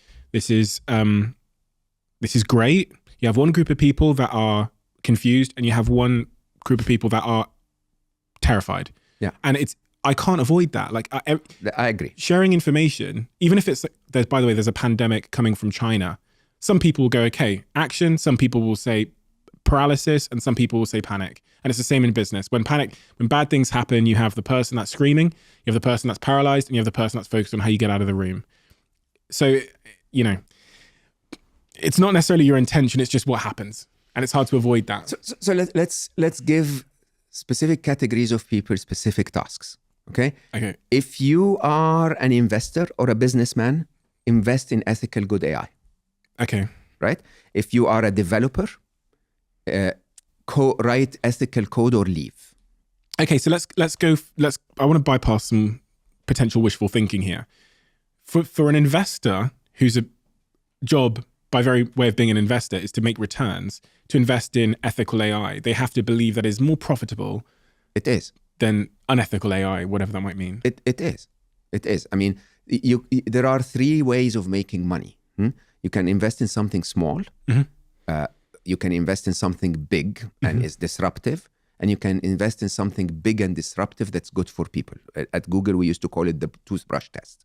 Okay. The reason why Google became the biggest company in the world is because search was solving a very real problem. Okay. And, Larry Page, again, our CEO, would constantly remind me personally and everyone, that if you can find a way to solve a real problem effectively enough so that 1 billion people or more would want to use it twice a day, you're bound to make a lot of money, much more money than if you were to build the next photo sharing app. Okay, so that's investors and business people. What about other people? As I said, if you're a developer, honestly, do what we're all doing. So whether it's Jeffrey or myself or everyone, if you're part of that theme, choose to be ethical. Think of your loved ones, work on an ethical AI. If you're working on an AI that you believe is not ethical, please leave. Jeffrey, tell me about Jeffrey. I can't talk on his behalf, but he's out there saying there are existential threats. Who is he? He was a very prominent figure at the scene of AI, a very senior level, AI scientist in Google. And recently he left because he said, I feel that there is an existential threat. And if you hear his interviews, he basically says, more and more we realize that. And we're now at the point where it's certain that there will be existential threats, right? So I would ask everyone, if you're an AI, if you're a skilled AI developer, you will not run out of a job. So you might as well choose a job that makes the world a better place. What about the individual? Yeah, the individual is what matters. Can I also talk about government? Okay, government needs to act now. Now, honestly, now, like we are late. Okay, government needs to find a clever way. The open letter would not work. To stop AI would not work. AI needs to become expensive. Okay, so that we continue to develop it, we pour money on it and we grow it, but we collect enough revenue to remedy the impact of AI. Well, but the issue of one government making it expensive, so say the UK make AI really expensive, is we as a country will then lose the economic upside as a country, and the US and Silicon Valley will once again eat all the lunch. We'll just slow our country down. What's the alternative? The alternative is that you don't have the funds that you need to deal with AI as it becomes, as it affects people's lives and people start to lose jobs and people, you need to have a universal basic income much closer than people think. Just like we had with furlough in COVID, I expect that there will be furlough with AI within the next year. But what happens when you make it expensive here is all the developers move to where it's cheap. That's happened in Web3 as well. Everyone's gone to Dubai. No, expensive. By expensive, I mean when companies make soap and they sell it and they're taxed at, say, 17%. If they make AI and they sell it, they're taxed at 70, 80. So right? I'll go to Dubai then and build AI. Yeah, you're right. Did I ever say we have an answer to this? I will have to say, however, in a very interesting way, the countries that will not do this will eventually end up in a place where they are out of resources because the funds and the success went to the business, not to the people. It's kind of like technology broadly. It's kind of like what's kind of happened in Silicon Valley. There'll be these centers which are like low, tax efficient. Founders get good capital gains. You're so right. Portugal have said that. I think there's no tax on crypto. Dubai said there's no tax on crypto. So loads of my friends have got on a plane and are building their crypto companies where there's no tax. And that's the selfishness and kind of greed we talked about. It's the same prisoner's dilemma. It's the same first inevitable. Is there anything else? The other thing about governments is they're always slow and useless at understanding a technology. If anyone's watched these sort of American Congress debates where they bring in like Mark Zuckerberg and they like try and ask him what WhatsApp is, it becomes a meme. Yeah, they have no idea what they're talking about. They did it the other day. But I'm stupid and useless at understanding governance. 100%. The world is so complex, okay, that it's a question of trust once again. Someone needs to say, we have no idea what's happening here. A technologist needs to come and make a decision for us, not teach us to be technologists, right? Or at least inform us of what possible decisions are out there. The legislation, I just always think... I'm not a big fan either. Did you see that TikTok Congress meeting they did where they're asking them about TikTok and they really don't have a grasp of what TikTok is. Yeah. So they've clearly been handed some notes on it. These people aren't the ones you want legislating because, again, unintended consequences, they might make a significant mistake. Someone on my podcast yesterday was talking about how GDPR was like very well intentioned, but when you think about the impact it has on like every bloody web page, you're just like clicking this annoying thing on there because I don't think they fully understood the implementation of the legislation. Correct. But you know what's even worse? What's even worse is that even as you attempt to regulate something like AI, what is defined as AI? Okay, Yeah. so even if I say, okay, if you use AI in your company, you need to pay a little more tax. I'll find a way. Yeah, you'll simply call this not AI. You'll use something and call it advanced technological, progress. ATP, right? And suddenly somehow it's not, a young developer in their garage somewhere will not be taxed as such. Is it going to solve the problem? None of those is definitively going to solve the problem. I think what interestingly this all comes down to, and remember we spoke about this once, that when I wrote Scary Smart, it was about how do we save the world, okay? And yes, I still ask individuals to behave positively as good parents for AI so that AI itself learns the right value set. I still stand by that. But I hosted on my podcast a week ago, we haven't even published it yet, an incredible gentleman, a Canadian author and philosopher, Stephen Jurgensen. He worked 30 years with dying people. And he wrote a book called Die Wise. And I was like, I love his work. And I asked him about Die Wise, and he said, it's not just someone dying. If you look at what's happening with climate change, for example, our world is dying.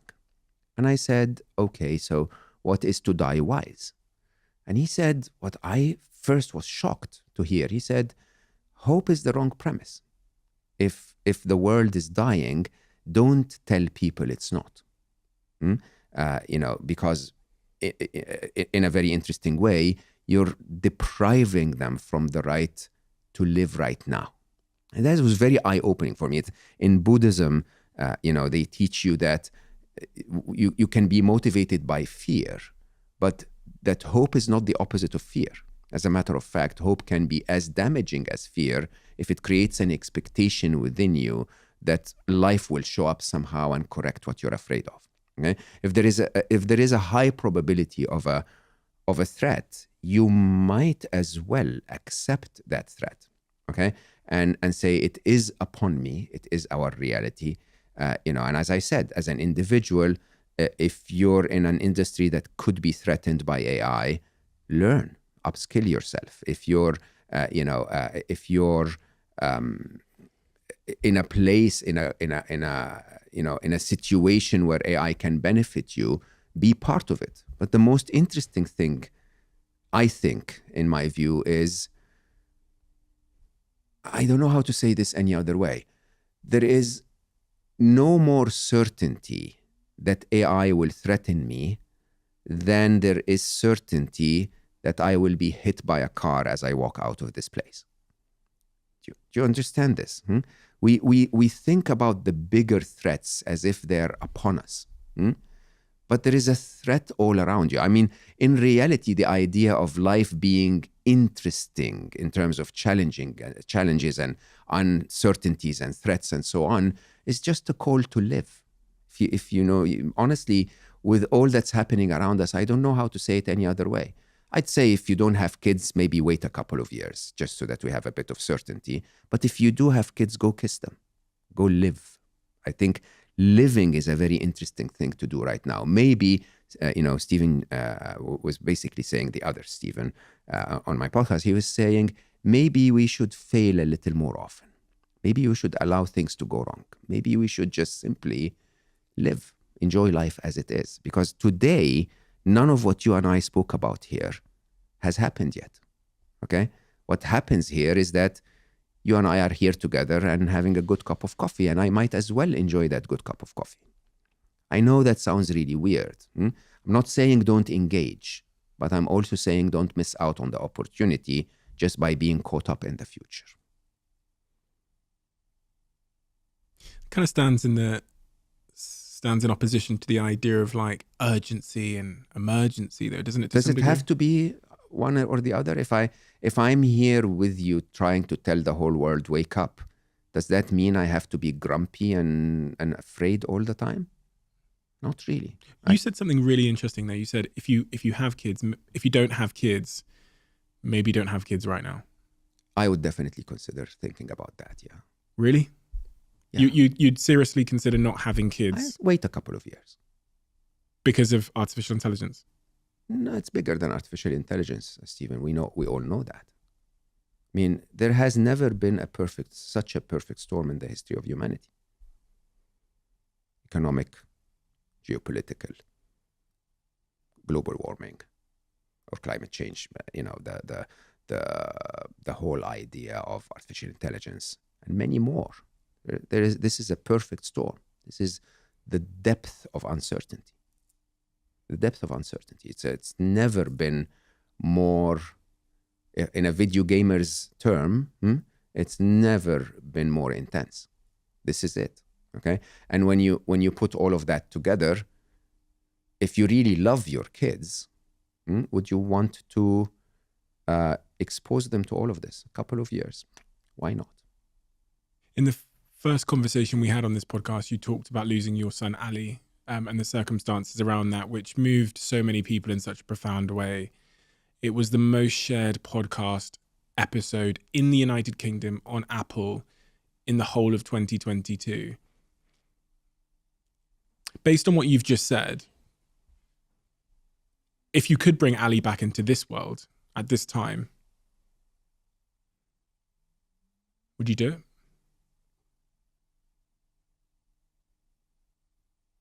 No.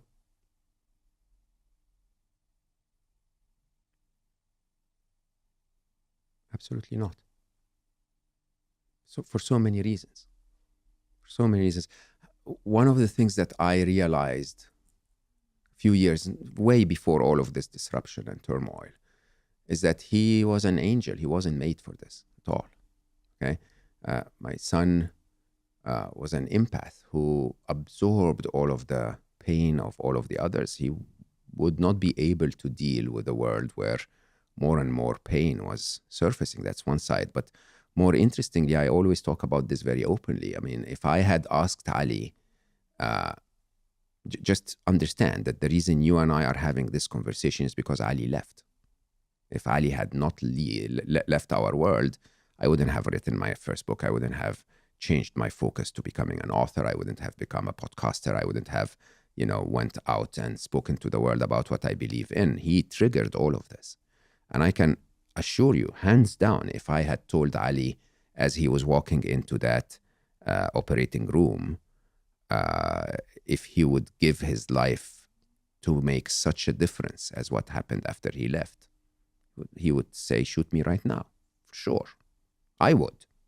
I mean, if you told me right now, I can affect tens of millions of people if you shoot me right now, go ahead. Go ahead. You see, this is the bit that we have forgotten as humans. We have forgotten that, you're turning 30. It passed like that. I'm turning 56. No time, okay? Whether I make it another 56 years or another 5.6 years or another 5.6 months, it will also pass like that. It is not about how long, and it's not about how much fun. It is about how aligned you lived. How aligned. Because I will tell you openly, every day of my life when I changed to what I'm trying to do today has felt longer than the 45 years before it. Okay? It felt rich. It felt fully lived. It felt right. It felt right. Okay? And when you think about that, when you think about the idea that we live, we need to live for us until we get to a point where us is alive. I have what I need. I get so many attacks from people about my $4 t-shirts, but I need a simple t-shirt. I really do. I don't need a complex t-shirt, especially with my lifestyle. If I have that, why am I wasting my life on more than that is not aligned for why I'm here? Okay? I should waste my life on what I believe enriches me, enriches those that I love, and I love everyone. So enriches everyone, hopefully. Okay? And would Ali come back and erase all of this? Absolutely not. Absolutely not. If he were to come back today and share his beautiful self with the world in a way that makes our world better, yeah, I would wish for that to be the case. Okay? But he's doing that. 2037. Yes, sir. You predict that we're going to be on an island on our own doing nothing, or at least, either hiding from the machines or chilling out because the machines have optimized our lives to a point where we don't need to do much. That's only 14 years away. If you had to bet on the outcome, if you had to bet on why we'll be on that island, either hiding from the machines or chilling out because they've optimized so much of our lives, which one would you bet upon? Honestly. No, I don't think we'll be hiding from the machines. I think we will be hiding from what humans are doing with the machines. I believe, however, that in the 2040s, the machines will make things better. So remember, my entire prediction, man, you get me to say things I don't want to say.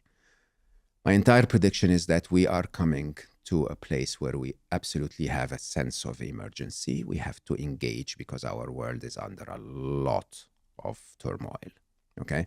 And as we do that, we have a very, very good possibility of making things better. But if we don't, my expectation is that we will be going through a very unfamiliar territory between now and the end of the 2030s. Unfamiliar territory. Yeah, I think, I may have said it, but it's definitely on my notes. I think for our way of life, as we know it, it's game over. Our way of life is never going to be the same again.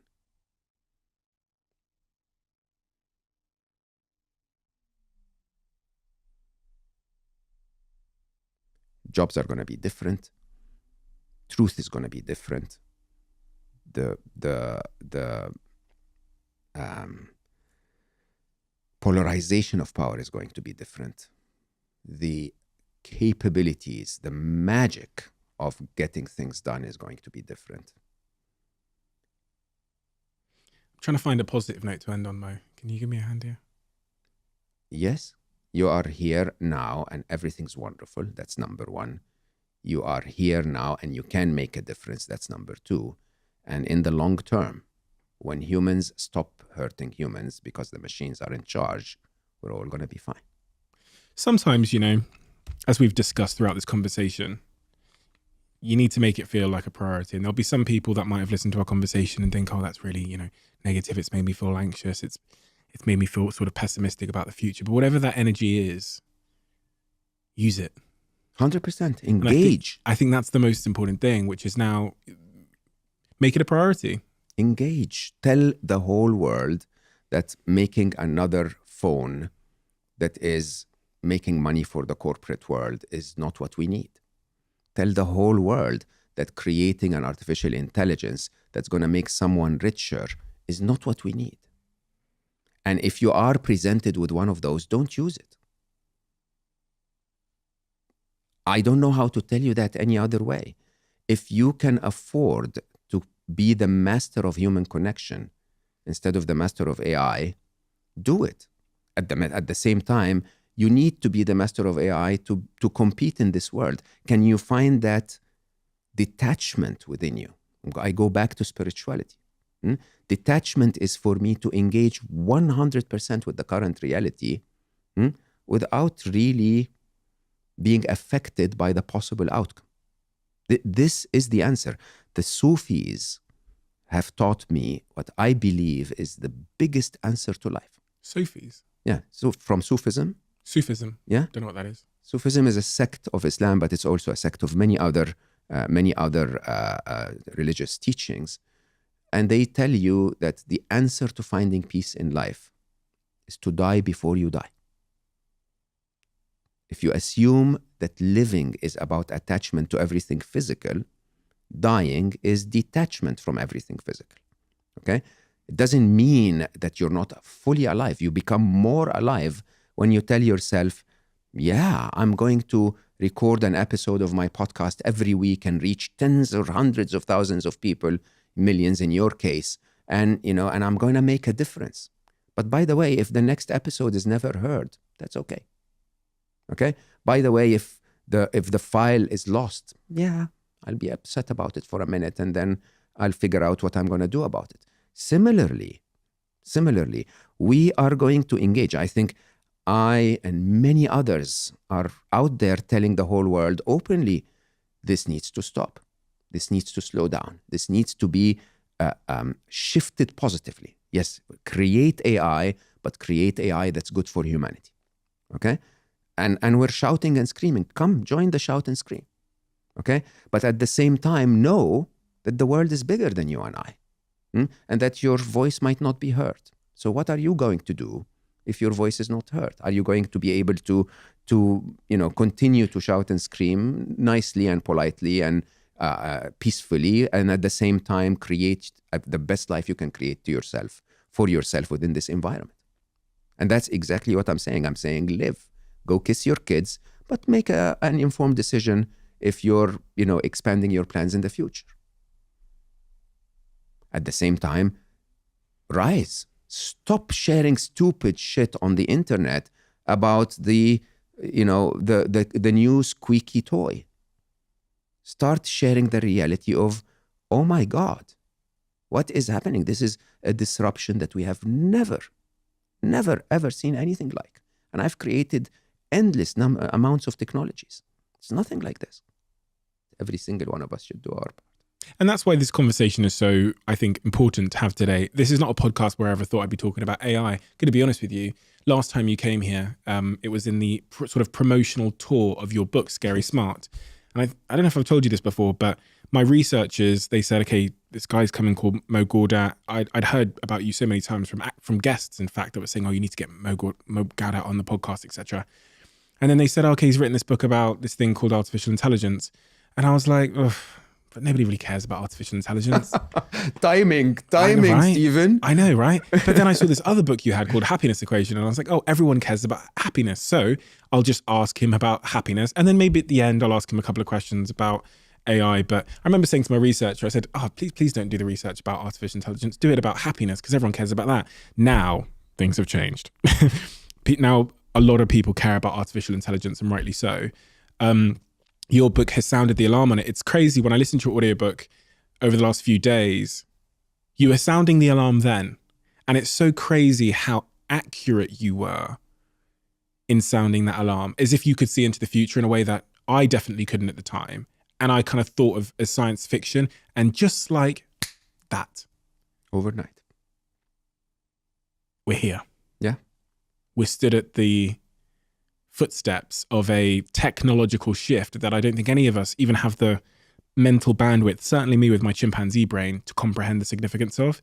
But this book is very, very important for that very reason, because it does crystallize things. It is optimistic in its very nature, but at the same time, it's honest. And I think that's what this conversation and this book have been for me. So thank you, Mo. Thank you so much. We do have a closing tradition on this podcast, which you're well aware of, being a third timer on the Diary of a CEO, which is the last guest asks a question for the next guest. And the question left for you: if you could go back in time and fix a regret that you have in your life, where would you go and what would you fix?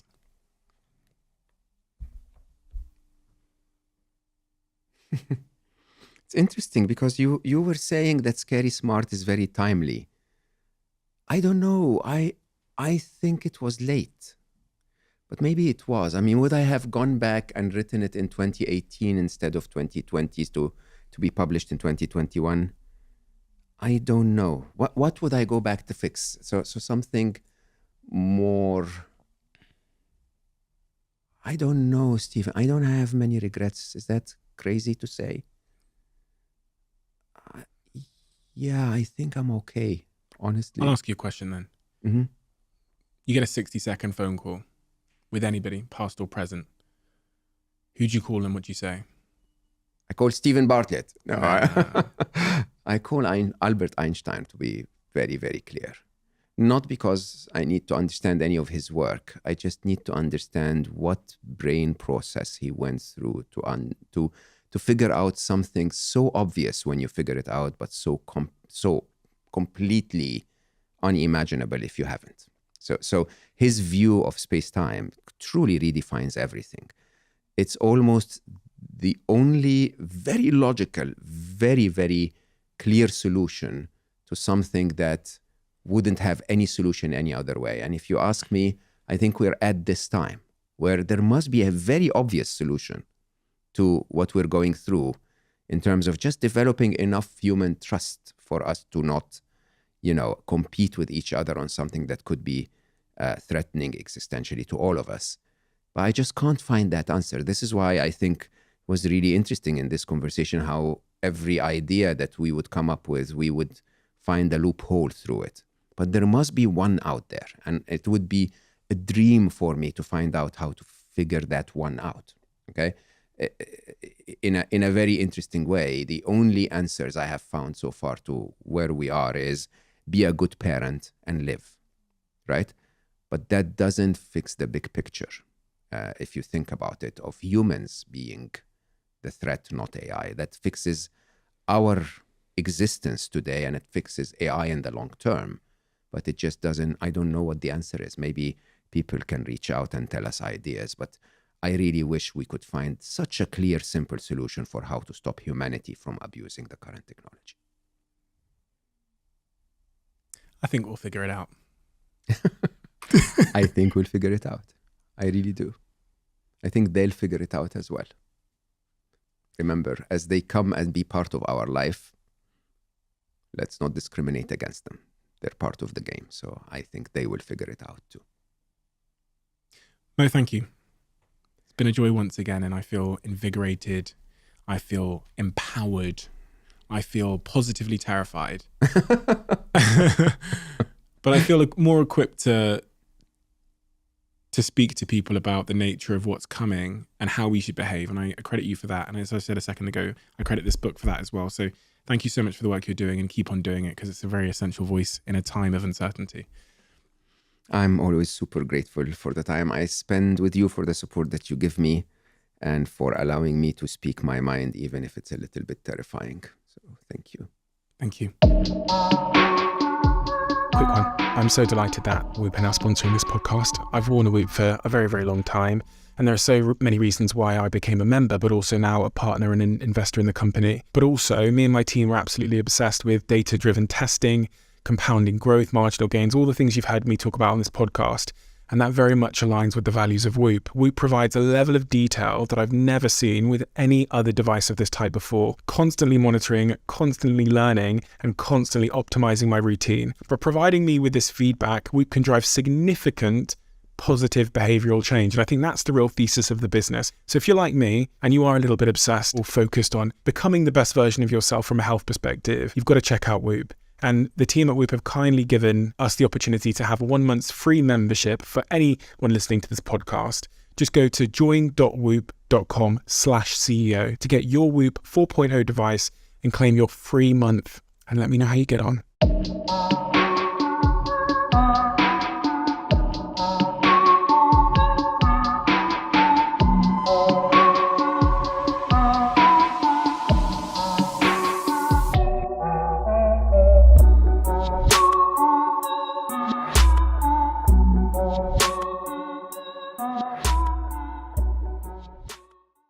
You got to the end of this podcast. Whenever someone gets to the end of this podcast, I feel like I owe them a greater debt of gratitude, because that means you listened to the whole thing.